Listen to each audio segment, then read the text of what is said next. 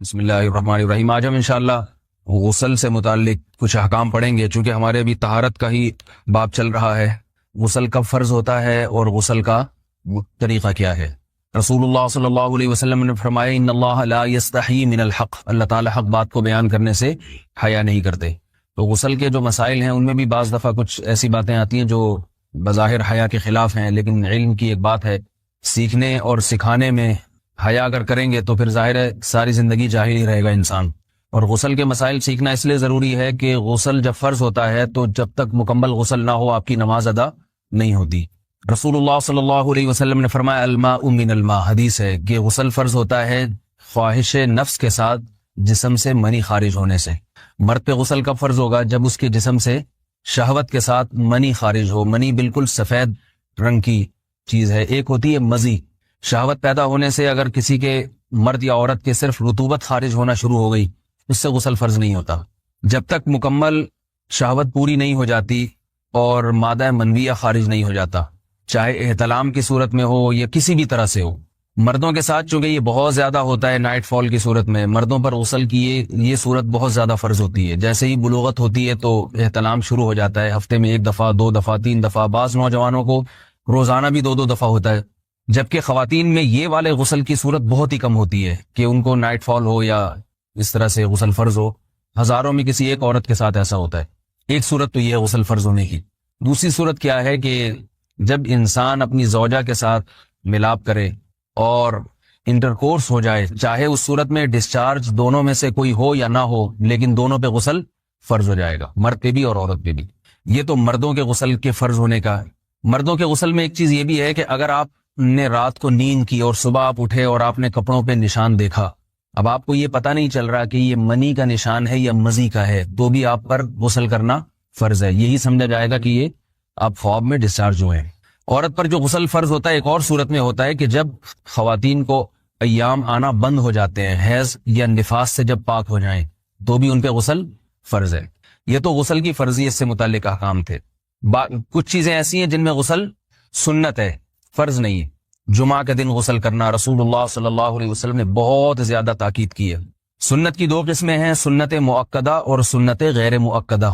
مؤکدہ وہ ہوتی ہیں کہ جن کو چھوڑنے کا اگر کوئی معمول بنا لے تو گناہ کا خطرہ ہے، اور ایسا شخص قابل ملامت ہے، اسے شریعت ملامت کرتی ہے، برا بھلا کہتی ہے۔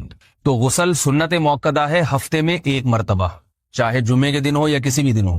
جو مسلمان ہفتے میں 1 دفعہ بھی نہیں نہاتا، وہ کتنا ہی نیٹ کلین ہو، مگر شریعت کی نظر میں وہ قابل ملامت ہے، اسے تانے دینے چاہیے کہ شرم نہیں آتی ہو مسلمان مگر رہتے ہو بھنگیوں اور چماروں کی طرح۔ ملامت تو اسی کو کہتے ہیں نا۔ اس کی دلیل رسول اللہ صلی اللہ علیہ وسلم نے فرمایا، صحیح حدیث ہے، حق علی کل مسلم ان یغتسل کل اسبوع مرۃ، کہ ہر مسلمان پر لازم ہے کہ وہ ہفتے میں کم از کم 1 مرتبہ غسل کرے۔ ہر مسلمان پر لازم ہے، چاہے اس پہ غسل فرض نہ بھی ہو۔ اور کس دن بہتر ہے؟ جمعہ کے دن۔ نبی صلی اللہ علیہ وسلم نے حکم دیا ہے کہ جمعے کے دن غسل کیا جائے۔ امام احمد ابن حنبل کا مذہب یہ ہے کہ جمعے کے دن غسل کرنا واجب ہے، صرف سنت نہیں ہے بلکہ واجب ہے، لیکن جمہور کا مذہب یہ ہے کہ سنت عمل ہے۔ غیر مسلم جب اسلام قبول کرتا ہے تو اس وقت بھی اس کے لیے غسل کرنا سنت ہے۔ جب ہم مردے کو نہلاتے ہیں تو جو مردے کو نہلائے اس کے لیے بھی خود غسل کرنا افضل ہے، سنت عمل ہے۔ عید کے دن غسل کرنا سنت عمل ہے۔ تو یہ وہ تمام مواقع ہیں جن میں غسل کرنا رسول اللہ صلی اللہ علیہ وسلم کی سنت ہے۔ غسل کا طریقہ کیا ہے؟ غسل میں 3 چیزیں فرض ہیں، منہ بھر کے قلی کرنا، ناک میں پانی ڈالنا کہ ناک کی جو نرم جگہ ہے یہ اچھی طرح تر ہو جائے، اور پورے جسم پہ 1 مرتبہ پانی بہا دینا کہ جسم میں بال کے برابر جگہ بھی خشک نہ رہے۔ یہ تو ہے فرض، یعنی یہ کام کسی نے کسی بھی طرح سے کر لیا تو غسل ادا ہو جائے گا، چاہے اس کی نیت غسل کی تھی یا نہیں تھی۔ کوئی آدمی چلتا ہوا جا رہا ہے، پھسل کے تالاب میں گر گیا، پورے غوطے کھا کے باہر نکلا، قلی کر لے اور ناک میں پانی ڈال لے تو غسل اس کا ادا ہو جائے گا۔ البتہ چونکہ نیت نہیں تھی لہذا غسل کا ثواب نہیں ملے گا، ثواب نیت کے بغیر نہیں ملتا انسان۔ دلائل اس کے الگ موضوع ہے کہ اس کی دلیل کیا ہے کہ بغیر نیت کے بھی غسل ہو جاتا ہے، لیکن میں نے بتایا دلائل کا سیشن نہیں ہے، اس میں پھر بات لمبی ہو جائے گی۔ تو یہ تو ہے فرض، پورے جسم پہ پانی بہانا، کلی اور ناک میں پانی۔ سنت طریقہ کیا ہے؟ رسول اللہ صلی اللہ علیہ وسلم غسل کیسے کرتے تھے؟ سنت طریقہ جس پہ جو اختیار کرنا چاہیے، وہ طریقہ یہ ہے کہ جب آپ غسل کے لیے بیٹھیں تو سب سے پہلے وہ جگہ دھوئیں جہاں نجاست اور ناپاکی لگی ہوئی ہے. نائٹ فال ہوا, کسی کو احتلام ہوا, تو جہاں جہاں گندگی لگی ہے پہلے اس جگہ کو دھوئیں. استنجا کریں, شرمگاہ کو دھوئیں اچھی طرح. سمجھ رہے ہیں بات کو؟ اس کے بعد ہاتھ دھوئیں اور مکمل وضو کریں جیسے ہم عام حالات میں وضو کرتے ہیں. مکمل وضو کرنے کے بعد دائیں کندھے پہ پانی ڈالا, لیفٹ سائڈ پہ پانی ڈالا. پہلے زمانے میں تو چلو سے غسل ہوتا تھا, ہاتھ دھو لیے تو اب چلو سے پانی لے کے یہاں ڈالا جا رہا ہے, چلو سے پانی لے کے یہاں ڈالا جا رہا ہے, پورے جسم پہ ملا جا رہا ہے, اور چلو سے پانی لے کے 3 دفعہ سر پہ ڈالا جا رہا ہے. تو آج کل چلو الو تو ہے نہیں, شاور کے نیچے جا کے کھڑے ہو جاتے ہیں. تو اس میں یہ کہ شاور کھولے اس میں کھڑے ہو جائیں, سارے چلو اس میں خود بخود ہی ہو جائیں گے, پورے جسم پہ پانی بہ جائے گا. نبی صلی اللہ علیہ وسلم کے دور میں یہ جدید چیزیں نہیں تھیں, شیمپو اور صابن. تو آپ صلی اللہ علیہ وسلم بیری کے پتوں سے غسل کی ترغیب دیا کرتے تھے. بیری کے پتوں کو اگر پانی میں پکایا جائے تو پانی میں میل کچیل صاف کرنے کی صلاحیت بہت بڑھ جاتی ہے. ہمارے زمانے میں اس تکلف کی ضرورت نہیں ہے, صابن ملتے ہیں اس سے نہایا کریں. بہرحال کہنے کا مقصد یہ آپ لوگوں سے, تو یہ سنت طریقے سے غسل ہو جائے گا آپ کا. سمجھ رہے ہیں بات کو؟ سب سے پہلے استنجا کیا, اس کے بعد وضو کر لیا, اس کے بعد غسل کر لیا. اگر کسی نے غسل میں وضو نہیں کیا اور ویسے ہی پورے جسم پہ پانی بہا دیا تو بھی اس کا وضو خود بخود ہو جائے گا. اس غسل سے وہ نماز پڑھ سکتا ہے, کیونکہ بعض لوگ غسل کرنے کے بعد دوبارہ وضو کر رہے ہوتے ہیں. اس کی ضرورت نہیں ہے, کیونکہ جب غسل کرتے ہیں تو وضو والے اعضاء تو خود بخود اس میں دھل جاتے ہیں. یہ ہے غسل کا طریقہ. وضو کیسے ٹوٹتا ہے؟ جن چیزوں سے غسل فرض ہوتا ہے ان چیزوں سے وضو تو بہرحال ٹوٹتا ہی ہے. اس کے علاوہ بھی وضو ٹوٹتا ہے. اس سے پچھلے لیکچر میں نے کچھ تفصیل بتائی تھی کہ نجاست جسم سے کہیں سے بھی خارج ہو جائے یا نجاست نکل کے بہہ پڑے. اگر قضاء حاجت کی جگہوں سے نجاست خارج ہوئی ہے تو نظر بھی آ جائے وضو ٹوٹ جائے گا, اور قضاء حاجت کے علاوہ جگہوں سے اگر نجاست خارج ہوئی ہے, خون وغیرہ ہے جیسے, تو جب تک نکل کے بہے گا نہیں تو اس وقت تک وضو نہیں ٹوٹے گا. سمجھ رہے بات کو؟ وضو کا طریقہ کیا ہے؟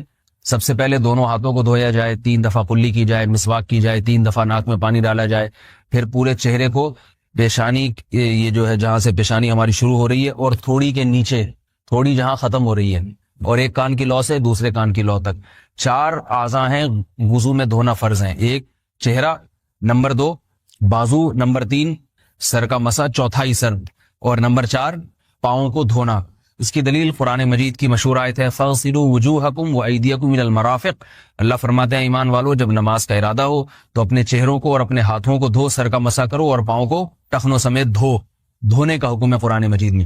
البتہ سر کے بارے میں یہ نہیں ہے پورے سر کا مسا کرو, بلکہ آ رہا ہے وَامْسَحُوا بِرُؤُوسِكُمْ. با کا لفظ ہے, با آتی ہے تبعیض کے لیے کہ سر کے بعض حصے کا مسا. اب بعض حصے کا قرآن حدیث میں کہیں تذکرہ نہیں ہے, تو اس میں فقہاء کرام کے اجتہادات ہیں. امام شافعی فرماتے ہیں تھوڑا سا بھی ٹچ کر لیا سر کو ہو جائے گا. امام ابو حنیفہ فرماتے ہیں نہیں, کم از کم 1/4 کا ہونا ضروری ہے. سب کے اپنے اپنے دلائل ہیں, ان دلائل میں نہیں جاتا.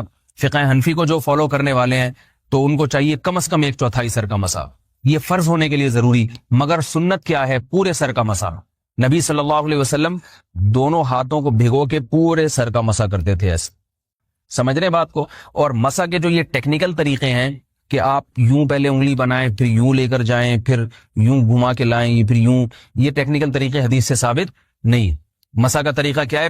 بھیگا ہوا ہاتھ لے کے ایسے پورے سر کو ہو گیا. پھر حدیث میں یہ بھی ہے کہ یوں لے جاؤ اور یہ بھی ہے کہ 2 واپس بھی لے کر آؤ, دونوں طرح سے ثابت. تو ایسے بھی کر سکتے ہیں کہ یوں لے جائیں, اور ایسے بھی کر سکتے ہیں لے کے جائیں اور پھر واپس بھی لے آئیں, دونوں طریقے جائز ہیں. لیکن کم از کم سنت اتنی ہے کہ پورے سر کا مسا ہونا چاہیے. بعض لوگوں کو شو مارنے کا شوق ہوتا ہے, اگر وہ واپس لائیں تو بال ان کے خراب ہو جاتے ہیں, کہتے ہیں یار یہ پھر مسئلہ خراب ہو جائے گا, تو پھر ایسے لوگ صرف یوں ہی لے جائیں کافی ہے. افضل تو یہ کہ یوں بھی لے جائیں یوں بھی لے جائیں, دونوں طرح سے صحیح ہے. بہرحال دونوں حدیث سے ثابت ہیں.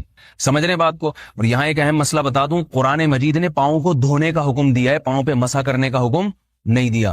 اور حدیث میں خفین پر مسا کرنے کا حکم ہے. تو قرآن اور حدیث کو فقہا نے جمع کیا ہے, لہذا وہ موزے جن میں آسانی سے پاؤں دھوئے جا سکتے ہیں ان میں چاروں ائمہ کے نزدیک پاؤں پہ مسا کرنا جائز نہیں.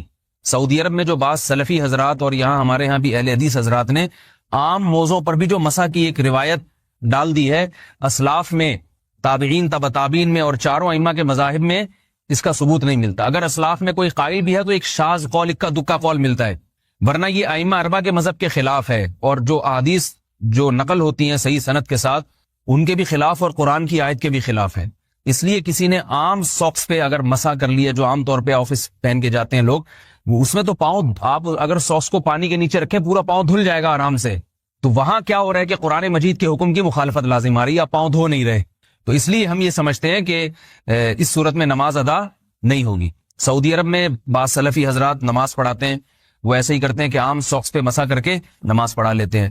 تو فتویٰ اسی پر ہے کہ ان کی اگر کسی کو یقین ہے کہ اس نے عام ساکس پہ مسا کر کے نماز پڑھائی ہے تو اس کے پیچھے نماز ادا نہیں ہوگی، کیونکہ قرآن کے مطابق اس کا وضو ہوا ہی نہیں ہے. صدیوں تک کوئی بھی اس قول کا قائل نہیں رہا ہے کہ عام ساکس پہ بھی مسا ہو جاتا ہے. یہ ابن تیمیہ رحمہ اللہ تعالیٰ 7ویں صدی میں اس کے قائل تھے، اور تابعین میں اکا دکا قول ملتے ہیں اس کے، لیکن شاذ قول ہیں، مرجوح قول ہیں جن پر امت نے فتویٰ نہیں دیا. اور اب سعودی عرب میں بعض سلفی حضرات اس کے قائل ہیں.